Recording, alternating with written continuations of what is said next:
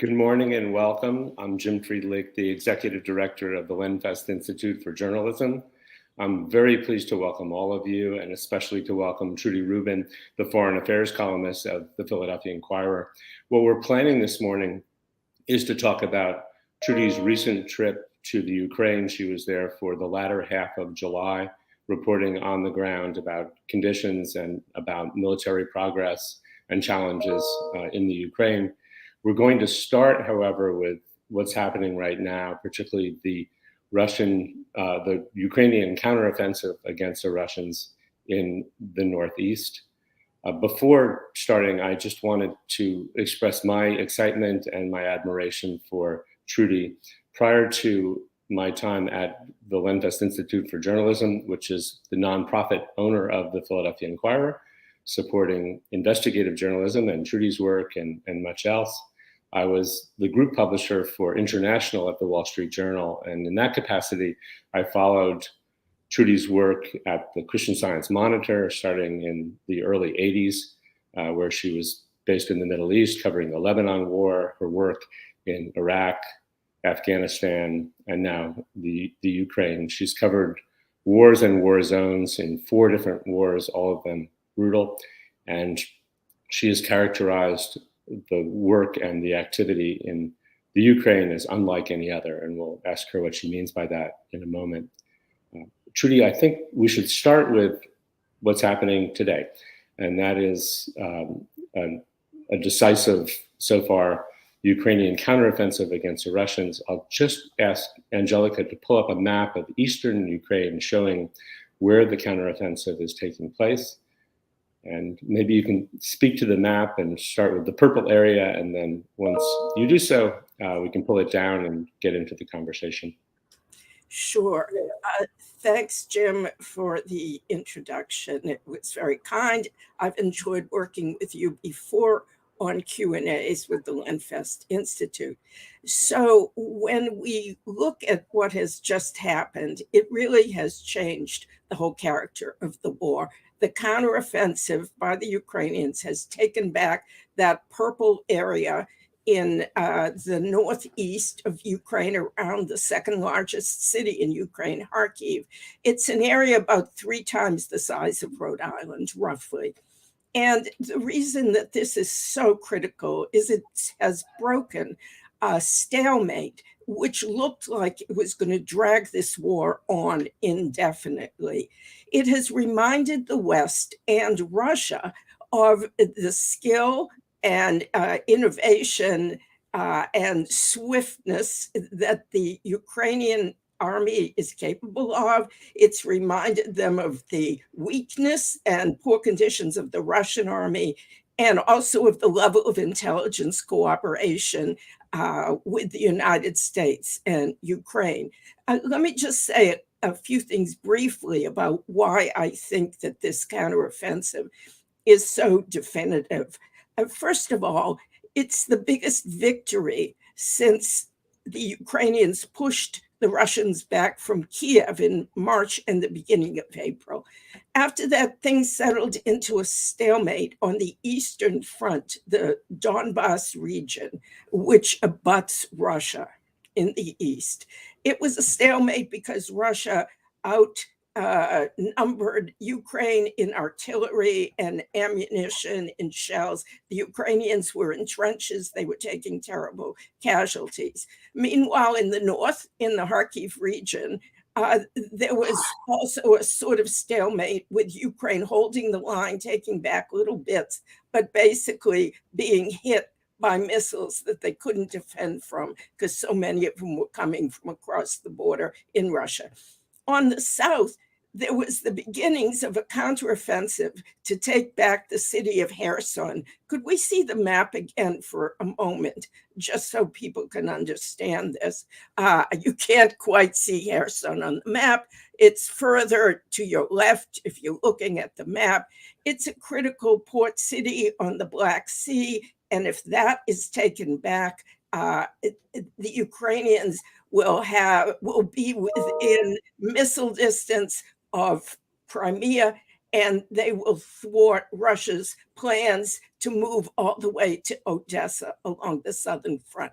Okay, I think we don't need the map anymore. So what has happened now is that by this surprise move in the north, the Ukrainians have truly boosted morale in their country. They were able to do it because they faked out the Russians. The Ukrainian military publicized this slow counteroffensive in the south, which is just getting going. And Russia moved its crack troops south. And thereby, Ukrainian military could see the holes in the Russian lines. They broke through. Russians fled in disgrace back across the border to Russia. So not only did this boost morale for the Ukrainians, it may have goosed the Europeans to reconsider their slow delivery of weapons, especially Germany and France. It has, I think, convinced the US that it is worth sending weapons more quickly, advanced weapons, to Ukraine. It also has revealed Chinese nervousness about their support of Ukraine in this war. We can talk more about that later. I'd like to come back to the summit that has just taken place and is taking place in a few minutes. Is it your view that this is not only a morale booster and a kind of good moment for Ukrainian public relations, but a true strategic victory that may draw greater support from Europe and the United States? I think what it has done is reaffirm that we are at a critical moment in this war.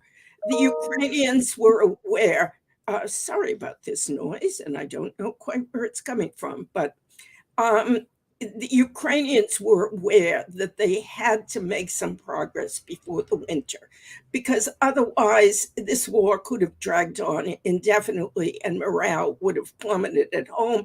And the West, especially Europe, facing high gas prices, might have buckled and started pushing for a useless ceasefire, which would have helped Putin. So this has changed that dynamic. And I think everything now depends on whether Europe and the United States send critically needed weapon systems soon enough so that Ukraine can take advantage of this breakthrough before winter sets in. One of the intriguing parts of your recent reporting was a report from, I believe you were in the south of the country, military sources telling you and signaling publicly their activity in the south, and you have characterized it now as a kind of head fake and a bluff or a ruse that fooled the Russians into letting down their guard in the Northeast. Could you characterize that, please? Yes, that counteroffensive is real, but it will take much longer. What the Ukrainians are trying to do, this critical city of Kherson, is on the near side of a river, and all of the Russian supply forces are on the far side.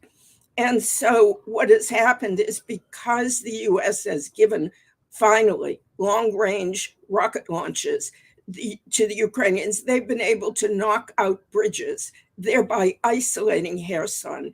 But the Russians are dug in the province around Kherson and also across the river, and they have a lot of artillery. So this is going to be slow. It's real, but the fake was that the Ukrainian military gave so much publicity to the south and managed to keep operational silence in the north, which is quite amazing. And so the Russians moved crack troops south.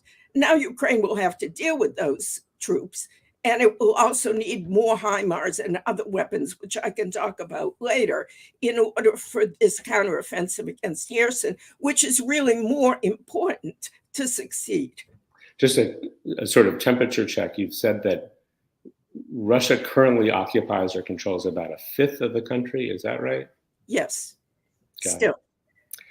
I'd like to shift gears to a brief travelogue of your time in July. And just as by way of introduction, what has always struck me about your work as a reader is the way in which it lives simultaneously in the world of strategy, geopolitics, deep sourcing to government sources, military sources, a kind of foreign affairs magazine level of sophistication, at the same time as you report on the ground. You're interviewing people on trains at 2 a.m., you're in bunkers, you're with families and volunteers, and frankly, putting yourself at risk. So I hope some of that will come out in the travelogue, the kind of anecdotal on the ground reporting on the foundation of a deep kind of strategic understanding that is clear from the writing. Let's start with a map of Ukraine itself. And Trudy, I'll ask you to identify each of the cities that you went to when we go through the first a video and from Kyiv, and then the individual cities. But the cities identified in bold are cities that you visited on this recent trip. Is that correct? Right. So, of course, I started in Kiev. I came from Poland. You can't fly into Kiev now. I came to Krakow. Then it's 3 hours to the border by car. Then it's 15 or more hours to Kiev, sitting up in a train. The reasons to go to Kiev are obvious, to see what the city is like now. I continued on to the suburbs of Kiev, where so much terrible damage had been done. Bucha, in which bodies were laying in the streets, and now looks fairly normal because there wasn't that much destruction of buildings. Borodyanka, where there was terrible destruction. I subsequently went to one city which isn't on the map, Chernihiv, which was besieged for almost 40 days and terrible destruction. It's closer to the Belarus border, just if you go straight up from Kiev. Then I went back to Kiev and took a train to Odessa, a critical port that Putin wants but hasn't been able to take. Then to Mykolaiv, which is basically the front lines beyond Mykolaiv for trying to retake Kherson, which you can see marked on the map. Mykolaiv has suffered terrible missile destruction and still is every night. If I may, I'll ask Angelica in just a minute to go to the first video and then through, I think, 8 or 9 photos. But what you're looking at right now is an area of 233,000 square miles. It's about 1.5 times the size of the state of California, for perspective. There's a 1,700-mile coastline, and it is the second largest country in Europe. Why don't we flip to the first visual, which is with the sound turned down, a video from Kyiv that you can describe for us when it comes up, Trudy. Yes, you can. What you're going to see in this video is St. Michael's Monastery of the Golden Dome. You'll see the ordinariness of people walking, but you'll also see the display of tanks, which were captured from Russians. Again, children out eating cotton candy. Ukraine looks like normal. But on the road from out of Kiev, you see destroyed malls. This is a garden store, part of a mall that was totally destroyed. And it might remind you of Home Depot going to buy flowers, totally crushed. Mall after mall has been hit like this. Mm. This is outside of Borodyanka in a village. The woman in the center is Ksenia Kalmus. She owned a flower shop, successful one in Kiev. Like so many Ukrainians, she volunteered. There are volunteer networks all over Ukraine like this of civilians. That's a destroyed school in the background, a bomb hit right where the grassy area is, and the tree, you can't see the hole, which is just to the left, knocked out windows, damaged the roof. There were 60 people in the basement. Fortunately, they weren't killed. And she has volunteers now organizing to help rebuild that school in time for kids to get back to classes this fall. Can I make an obvious point explicit, which is, I'll make it a question. This is not collateral damage. These are deliberately targeted attacks on civilian targets, places where people gather and where they try and lead normal lives. In a European country that looks and feels not unlike, in its own way, suburban Philadelphia, right? These are shopping malls, these are schools, these are places of worship. Yes, there is a campaign by Vladimir Putin and his military strategically to destroy civilians. Everywhere I went, Kharkiv, for example, 109 out of 200 schools hit over and over. Schools, hospitals, markets, malls, infrastructure like water systems, electricity stations, heating, thermal heating plants. Right. The next is a mayor in a destroyed city behind him. Yes, this is in Chernihiv. This is Mayor Lomako, who lost several friends in this one of several apartment buildings in a complex which was hit. 50 people were killed. This is typical of the kind of attack. Chernihiv was a beautiful city, a tourist destination, very historic. It was also an IT center, many IT workers there working for multinationals, including one, I believe, in Philadelphia. They have all been moved out to Europe, the IT workers. Mayor Lomako is desperately trying to figure out how to rebuild his city and attract workers back. He's looking for sister cities. I hope that he can find one in Europe and the United States. But this was deliberate civilian destruction over and over again. Again, I saw malls, I saw restaurants, I saw hotels, all of them hit in 40 days of siege of this city. But the Ukrainian military finally broke through and took it back. And by law or by practice, all adult males 18 to 60 remain in the country, despite a very broad refugee crisis among women and children. Is that accurate? Yes, yeah, for the most part, yes. And could we go on to the next? Yeah, the picture of the tractor, please. Or the translator. Right. So this is on the way to Odessa. This is my young translator fixer in Kiev, who has gone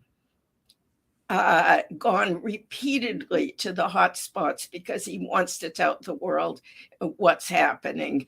And I think he's typical of young people. He's not in the military yet because he was doing some graduate studies, but he is probably going to enlist, volunteer sometime soon.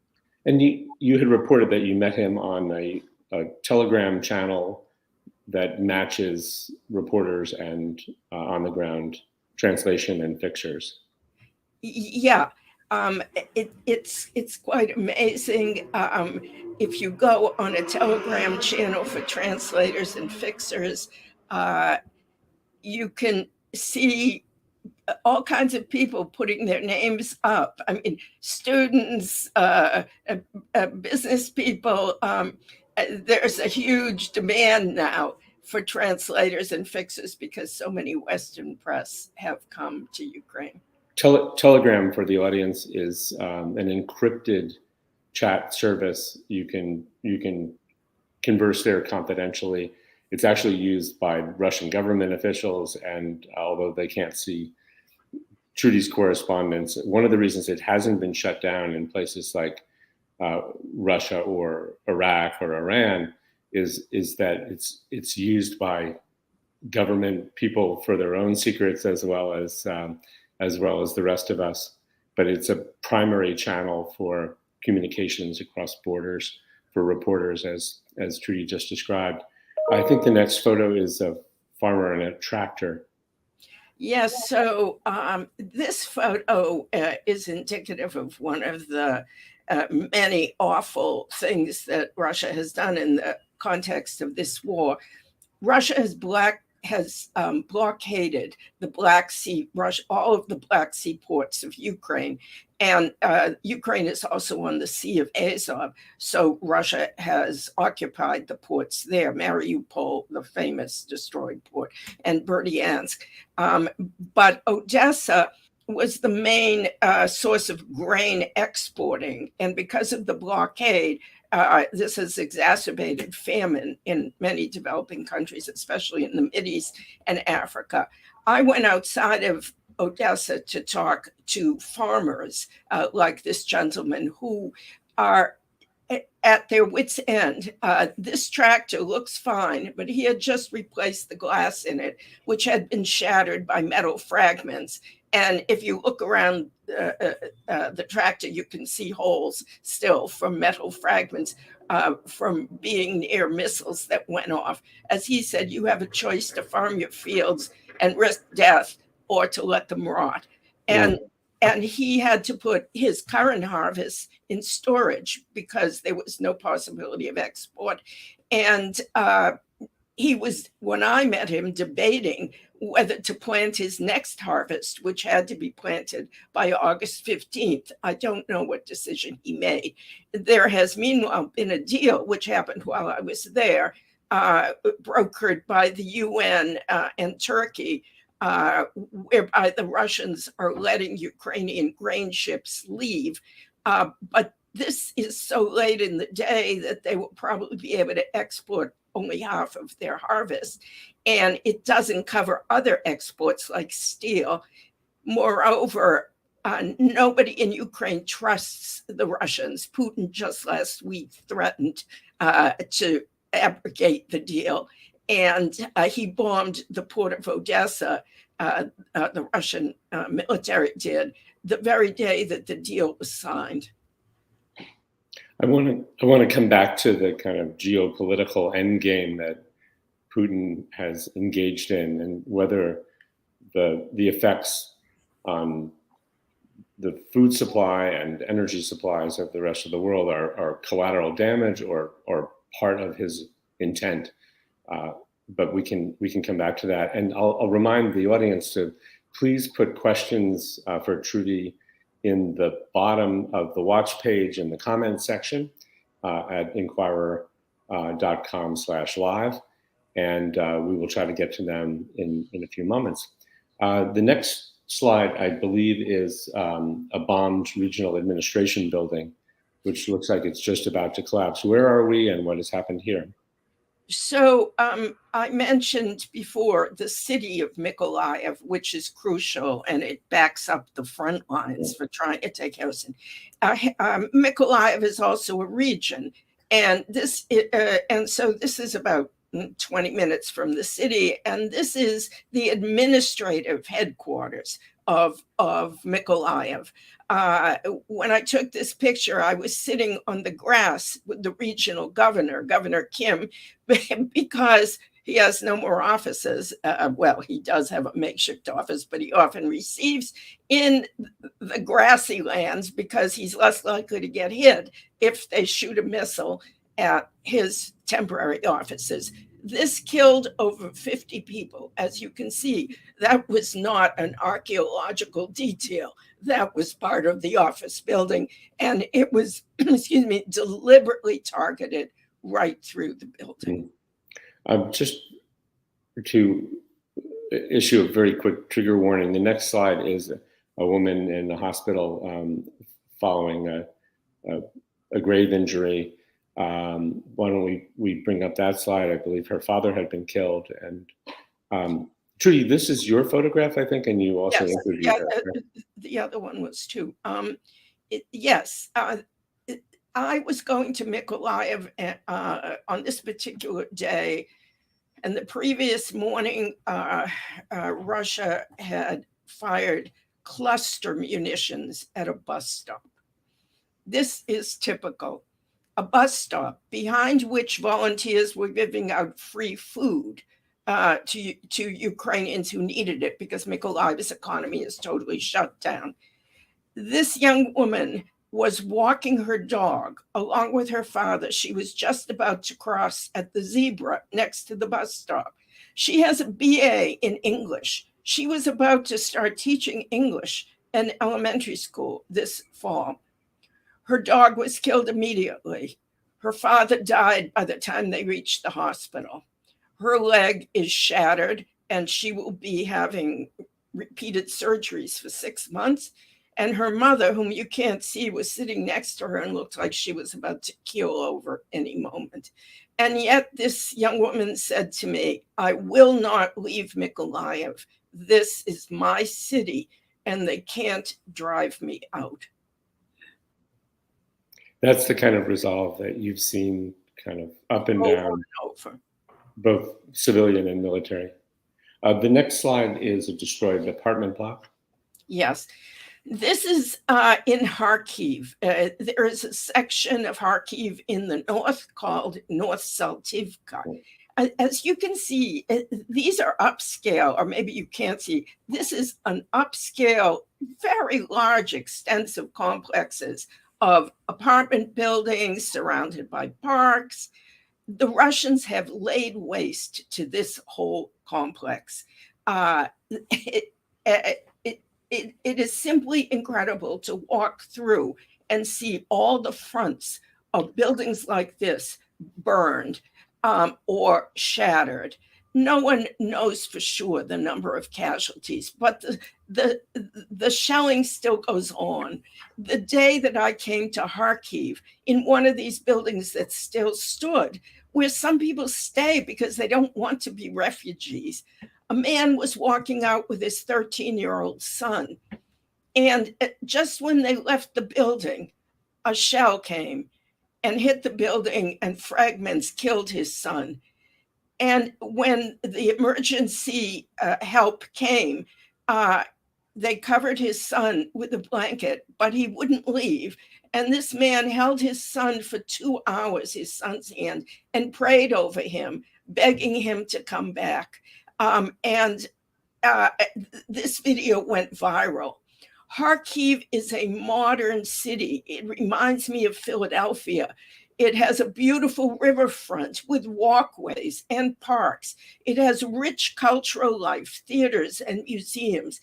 It has multiple universities, the best in the country, including Kharkiv State with 23 faculties, 2 of which have been destroyed. And the city has been pounded over and over. And after the counteroffensive, the Russians took out their water system and tried to take out their heating system and hit their electricity plant. We're going to touch briefly on our last photo, which I believe is a food line, a little bit more right. Positive, I think, than what we've just seen. But just briefly, Trudy, what are we seeing here, and then we'll turn to the geopolitics. Right. I mean, just quickly, this is a mall. The mall has been bombed. You can't see that. The front still stands. And a restaurateur who had a restaurant that was hit still had his kitchens, and he's feeding this line of people who have no way to get food. This is typical of the volunteerism in Ukraine. That's great. Thank you. Thank you for the travelogue. And I guess to telescope back, can you tell us what Putin is trying to accomplish? This is a return to Soviet glory, a reconstruction of what had been the Soviet Union, the destruction of which he characterizes as the great tragedy. What is he trying to do? What Putin has made clear what his overall dream is. He has made speech after speech and issued statement after statement saying that Ukraine has no right to exist as a state, that it is part of historic Russia, that the Ukrainians are Russians and have no separate identity, and that he wants to take back Ukraine where it belongs into historic Russia. So this is definitely a colonialist drive. I think that Putin has somewhat lost his way because he thought he could do this on the cheap. He expected to take Kharkiv in 3 days. There were hit teams that were sent in to an airport north of Kiev. They were supposed to assassinate or kidnap President Zelensky and put a puppet government in place in Kiev, and perhaps totally ill-informed by his intelligence agencies, Putin apparently thought that the Russians would be greeted with flowers. But the bottom line is, now that that quickie victory failed, I think that he is at a loss. I don't think he has figured out his end game. He wants to take as much territory as possible. That is clear. He wants the whole southern coast of Ukraine. So basically, at this point, it appears that he is looking to make Ukraine into a basket case that cannot survive as an independent state, even if there's a ceasefire, because its economy will be wrecked. And hopefully the population will dump Zelensky because he failed. I think this has been Putin's dream. The counteroffensive, I believe, put paid to that dream. We're beginning to get some questions in the chat, and I'll try and organize them and convey them in a linear way. We had earlier questions submitted, including by John Baranow, who asked, what is the possibility of, if this is a failing strategy or at least a quagmire or a stalemate for Putin, what is the possibility of regime change in Russia? At the present, it doesn't look like there's any possibility in the short term. Although we see the beginning of some questioning of this war on Russian TV, which there has been none of, but now in the talk shows from the right, hawks are saying, what's gone wrong? Why haven't you done more? And you even have a little questioning about, should we keep on with this war? But this is only a beginning. It's not clear where it's going to go. And it has gotten some publicity that a few municipal councilors in districts of Moscow have sent a letter to Putin. But these are minor officials. And one of them, who knows, may have an accident soon because there is no critical mass here. However, it's the beginning, and it's very difficult to predict, because if things keep going badly, you may have bigger cracks in the system. How effective have the sanctions been? The sanctions got a great deal of coverage, from mothballed yachts in European harbors to talk of a ruble crisis. Now his oil supplies are twice as valuable as they ever were. How much pressure has the West put on the economy of Russia? I think that the sanctions were well intended, but of course, as we see, because gas and oil have become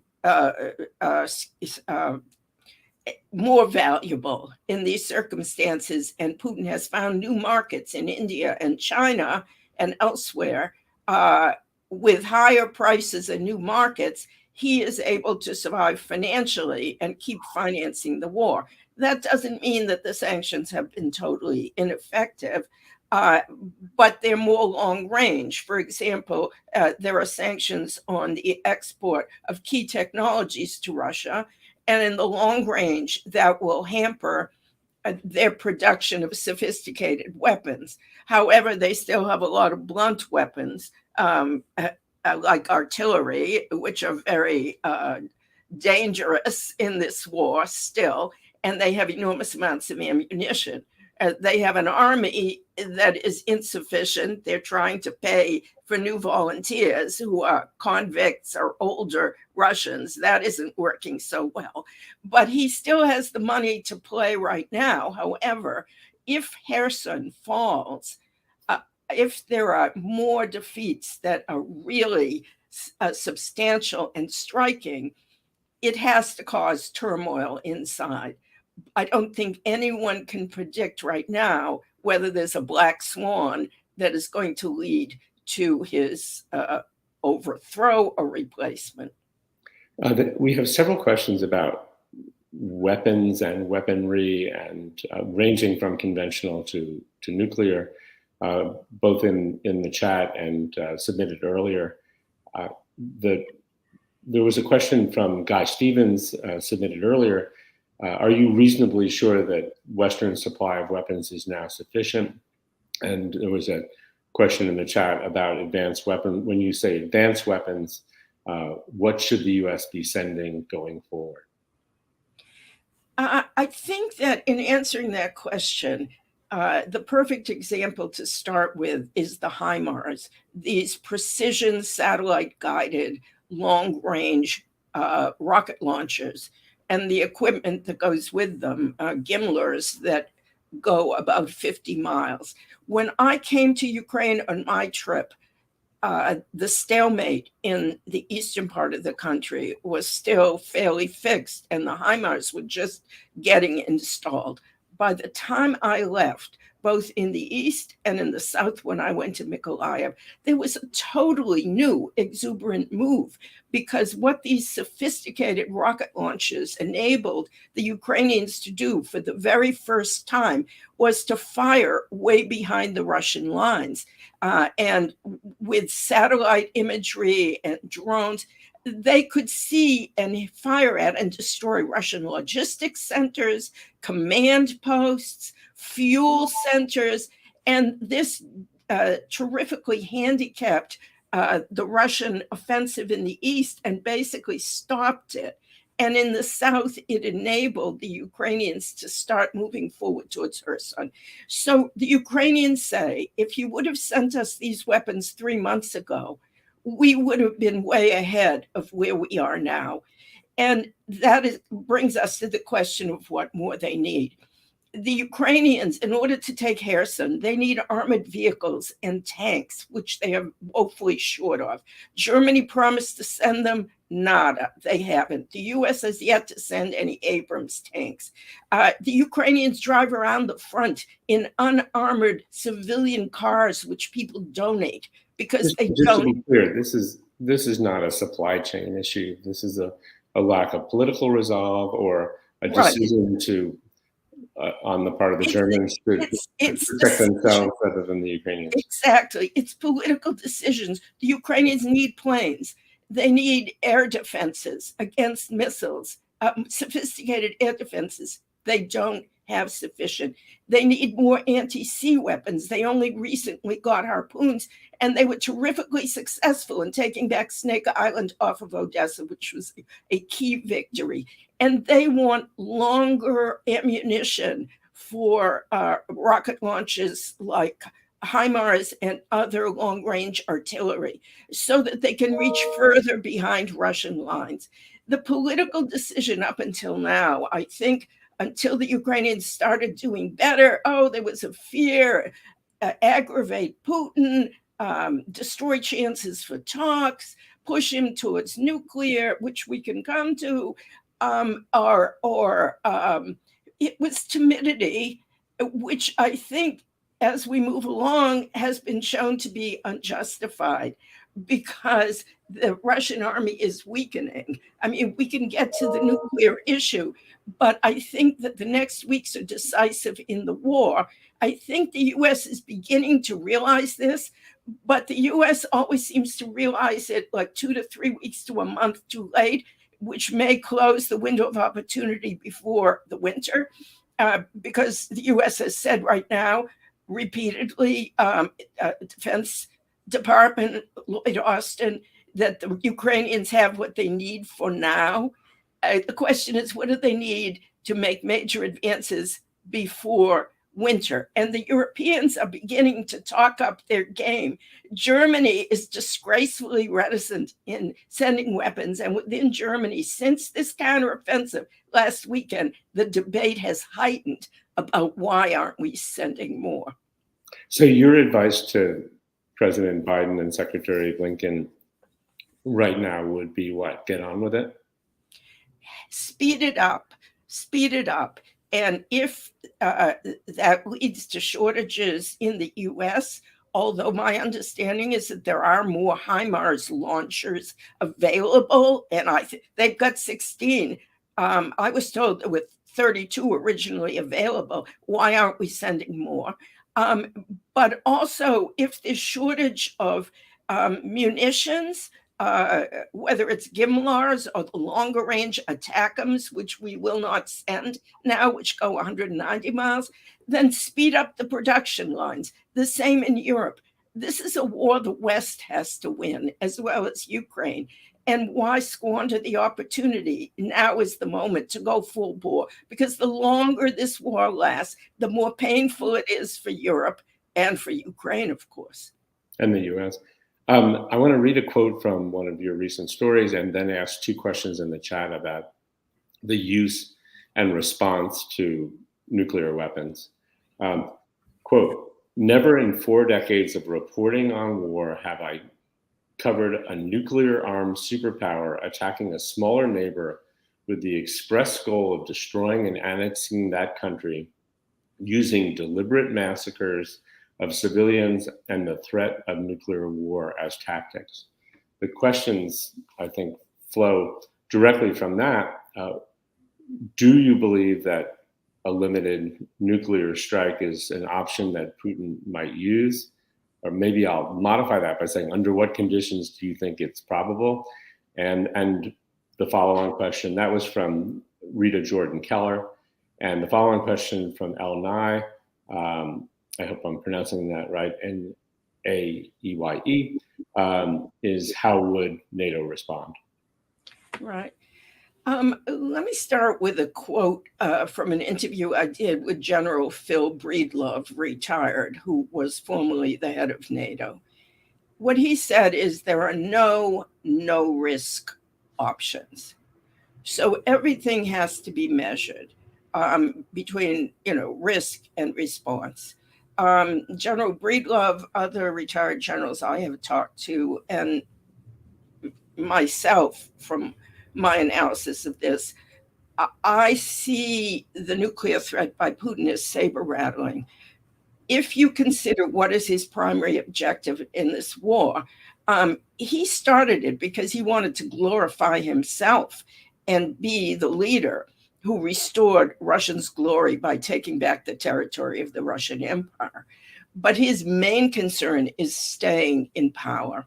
He is not going to use a strategic nuclear weapon and start a nuclear war with NATO. That is obviously suicidal. But even a tactical nuclear weapon, the question is, what advantage could he get by using it? And what disadvantage would he face? A tactical nuclear weapon, which is a low-yield weapon, and the thinking is using it in a battlefield, massed troops, use it in a city. The Russians did more damage to the city of Mariupol, which many of you have probably seen photos of, by conventional weapons than they could possibly do with a tactical nuclear weapon. If a tactical nuke was used against Kharkiv, the second largest city that I talked to you about, which is close to the border, the winds would blow the radiation right back on Belgorod across the border. But what would it achieve? If Putin used a tactical nuclear weapon, he couldn't lie and say that it was a Ukrainian nuke, because Ukraine gave up its nuclear weapons that it had left over from the Soviet Union in 1994 in a deal signed by the Russians, the Americans, and the Brits that said Russia would respect Ukraine's sovereignty if it gave up its nuclear weapons. So Putin, would be branded an international pariah. The nuclear taboo has not been broken since World War II in Hiroshima and Nagasaki. The Chinese and the Indians would have to turn against him on this, because both of them are against nuclear proliferation. And the benefit, Ukraine could not stop fighting because Ukrainians see this as an existential war. Putin wants to destroy them as a country.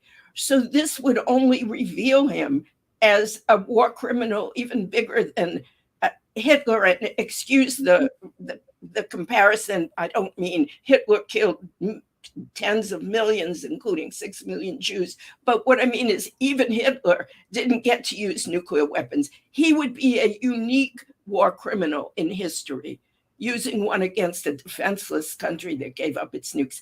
I do not see the benefit. I see it all as downside. Well, benefit to him, and he is thinking about me, Putin, my survival. I guess it gives some comfort that it is not in his self-interest, because he's driven by self-interest. That said, can you speak to the fighting and danger of that fighting around nuclear power plants? Zaporizhia, yes. I mean, here again, we see the weakness of the international system. You know, people say, why doesn't the UN do something? The UN is trying. The international, the IAEA, the International Atomic Energy. Maybe just step back. What is happening? There's collateral fighting going on around plants that could damage those plants and cause a nuclear leak, or are they deliberately targeting those areas to cause harm? Well, it's also geography. I mean, originally the Russians took over Chernobyl, which of course is a dead plant, but still has a lot of live radioactive soil and has a staff protecting it, because there's a core there that has to be, kept from causing future, damage. And the Russians heedlessly, they even set up tents in radioactive earth. It was simply on the line of conquest. And I think this is where they improvise. Putin thinks, oh, good, I can use this as a weapon. But when they were driven back from the Kiev area, they had to flee that reactor. Then they took Zaporizhia because they're trying to take all of that province. But once they had it, they could have stabilized it. Instead, they threatened its staff. They stationed military weapons there, and Putin is using it for blackmail. Right now, where it stands is the Ukrainians have unplugged it, basically. They're operating on subsidiary power just to keep the plant cooled. But it is not producing anything, electricity, because the Russians fire from that plant. And I don't know whether the Ukrainians are firing back, but this is a horrible war crime. Military weapons based there, firing and threatening and sometimes disappearing or torturing staff workers. The UN, the IAEA that just came in to inspect, has asked in the last 2 days that Putin pull Russian forces out of that plant. Because that's the only way to be sure that you won't have a disaster. So far, Putin is refusing. You mentioned you mentioned the international systems like the UN. There's also the geopolitics and the kind of checks and balances of what we used to call superpowers. Can you characterize what China wants from Russia and what Russia wants from China? What you think goes on behind closed doors at a summit between the two? Right. To tell you frankly, Xi Jinping is in the driver's seat in this relationship. He likes a relationship with Putin because he wants alliance of autocracies, and they share an interest in poking sticks into the United States' eyes. And what China also wants is cheap energy. And because Europe is weaning itself off Russian gas and oil, there is more for China, which can buy it at a discount because they have Russia over a barrel, and Russia needs to sell it to them, just as it is selling oil to India at a discount. So China wants what it can get out of Russia. The Chinese have a lot of disdain for the Russians. One time when I was in Guangzhou in China, I went to a nightclub. This is formerly Canton, huge city not far from Hong Kong. I went to a nightclub on an island in the middle of the river, and all the waitresses were blonde. This is a few years ago. I asked the manager, why is that? He said, they're Russians. I said, well, why do you have Russians? He said, because we like to have them serve us. And that's basically the Chinese attitude towards Russia. However, China doesn't want this war to cause problems. They don't want destabilized global economy. They don't want a total disruption of energy supplies, even though they're benefiting right now. So in this meeting that just took place between Putin and Xi Jinping in Uzbekistan as part of a bigger conference, Xi used code words to say, we want stability. And Putin amazingly said in public, we understand that China has concerns. So you can see, and so in that sense, I think the Chinese would be tremendously angry if Putin used a nuclear weapon. And my guess is, I don't know this, but that they're either directly or indirectly warning him against it. Well, there's a question in the chat about the other end of the spectrum. Are they specifically advocating to try to end this war at such a summit? Well, the summit that Putin and Xi Jinping were just at was an economic summit about. Right. I don't think China has advocated diplomacy, but their whole approach is that the war is all NATO's fault. They aren't interested in a deal that protects Ukraine one way or the other. It's a bigger question whether there's any prospect of or wisdom in anyone pushing for negotiations now. We have just 9 or 10 minutes to go, actually 8 or 9 minutes to go. If there are more questions, please put them in the chat. I wanted to turn to and probably end with, in effect, the war here at home. There are questions submitted earlier and in chat about what individual Americans can do to help. I wanted to start with a question referencing the midterm elections. Is there meaningful daylight between Republicans and Democrats on the issue of the support of Ukraine? Does it fall along the historic lines of Republicans being more hawkish than Democrats? Does it matter who controls the Senate or even the presidency vis-a-vis Ukraine, or how does it matter? Yes, it does matter. There has been a growing push on the pro-Trump wing of the Republican Party to cut aid to Ukraine. There are now, I think I saw it latest count, 57 members of Congress, some of them very outspoken on the far right, asking, why are we wasting money in Ukraine? And the traditional Republicans, like Mitch McConnell, who support aid to Ukraine, they still outnumber the ultra-MAGA Republicans on this. But we don't know how it will look after the midterms, since a lot of the candidates that won Republican primaries are ultra-MAGA Republicans. Now, you will still have a Speaker of the House who presumably could go along with Democrats, and you could get budgetary requests in for more weapons. But Kevin McCarthy may feel in thrall if this ultra-MAGA group expands to them, as previous Republican speakers have to Freedom Caucus and so forth, because his position could be shaky within his own Republican party. Are they pro-Russian, or are they just isolationist and let's take care of our problems here at home? You have to go through one by one, but I think both. If you watch, for example, Tucker Carlson on Fox News, he says, why shouldn't I be pro-Putin? Putin has a lot of popularity as a tough guy on the mega right.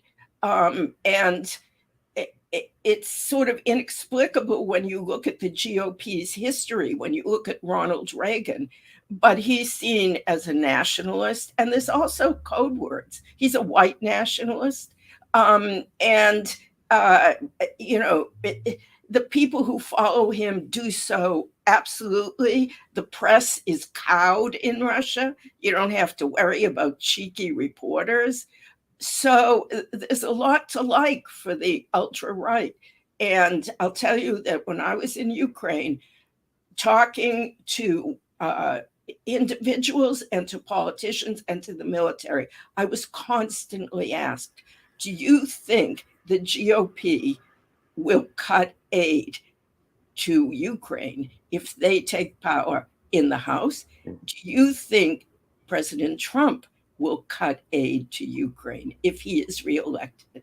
It's a long way from Mr. Gorbachev, tear down this wall, isn't it? Exactly. There is a real fear of a Trump renewed presidency in Ukraine.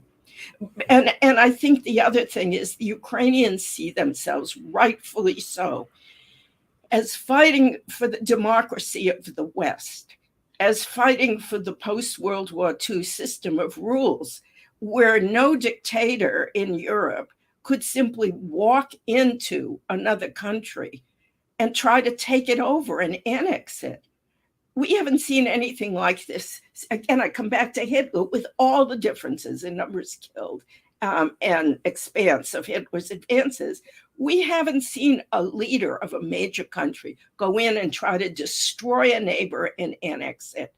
And this is what I meant when I said I've never seen a war like this. In the Middle East, it's tribe fighting tribe, ethnic group fighting ethnic group.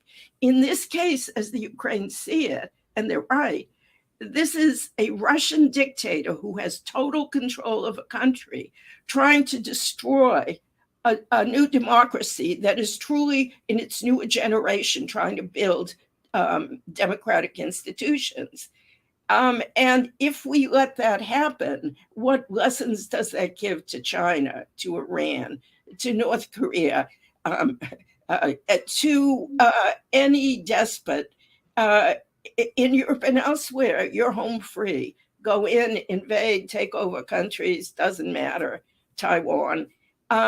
So the Ukrainians are paying a terrible price. When I was in Poland and I asked Poles, how come your country is spending so much money to host 5 million refugees from Ukraine? They said, because they're dying, so we don't have to. Wow. We have just a couple of minutes left, and I think this question of what individual Americans can do, I guess, philanthropically or from a donation standpoint or politically, what would a kind of lightning round set of actions by concerned Americans add up to? And then I'll close right after that, if you can be brief. I can be quite brief because I think the answer is on 2 areas. One, give money to credible organizations where you know the money is going for specific projects. I worked with is the wrong word. I went out with and viewed firsthand projects that were funded by a group called Ukraine Trust Chain, where a group of Ukrainian Americans, and now it's broader in this country, collect money for projects that they've sent people over to vet there, and the money goes directly to local projects. So, I can put forward Ukraine Trust Chain, and I will try to collect more groups like that. Ukraine Trust Chain is also a 501(c), which means tax exemption for contributions. Mayor Lomako from Chernihiv, sister cities, Ukrainians in places like Chernihiv and Kharkiv, where universities and hospitals have been destroyed, are looking for link-ups between a hospital here and a hospital there, just to help with exchange of staff, ideas about how to rebuild, better than before, and maybe fundraising over here for a specific project. I've been writing about this. I'm going to write more. If anyone wants to ask questions, I can link them up with people I spoke to that want to be linked up with, and in hospitals and schools. The last thing I would say is, if you agree with me, you may not, but I do believe that this period immediately until winter sets in is critical and for ending this war, or pushing it to a point where Putin has no point but to back off and find his own face saver for doing so. We can't give him that face saver. Stopping now for negotiations is useless because he would just use it to regroup and start fighting again. So I would say politically, pressing legislators and voting for legislators who support continuing aid to Ukraine, and contacting your legislators to support that continued and expanded aid. Trudy Rubin, thank you so much for your intrepid reporting, for your insights, for spending an hour with us today. I want to thank the Philadelphia Inquirer and Inquirer Live as well. You are a part of a broader team led by Richard Jones, the opinion pages of the Philadelphia Inquirer, which cover a broad range of local and international issues. So thank you to Rich, and thank you to Gabe Escobar, who believes very much in your work and continues to support it.